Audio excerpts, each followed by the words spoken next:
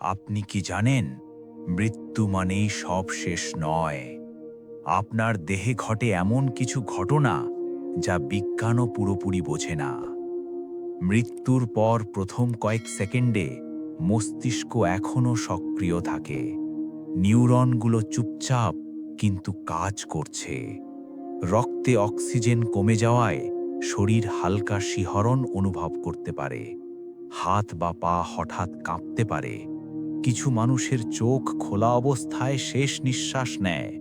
মস্তিষ্কের শেষ মুহূর্তের সিগন্যাল চোখের মাধ্যমে ফুটে ওঠে। দেহে হরমোনের ছোট ঝলকানি ঘটে। অ্যাড্রেনালিনের লাফ শরীরকে এক মুহূর্তের জন্য শক্তি দেয়। কিছু বিজ্ঞানী মনে করেন এই মুহূর্তে মানুষ সামান্য অদৃশ্য কিছু অনুভব করতে পারে, যা মৃত্যুর প্রান্তে আমাদের বুঝতে দেয় এটি শেষ নয়। এই ঘটনাগুলোকে পোস্টমর্টেম ফেনোমেনা বলা হয়, যা এখনো মানুষের কল্পনার চেয়ে বেশি রহস্যময়। আপনি কি এই অদ্ভুত ঘটনা আগে শুনেছেন? কমেন্টে লিখুন। আরও অজানা রহস্য দেখতে সাবস্ক্রাইব করতে ভুলবেন না।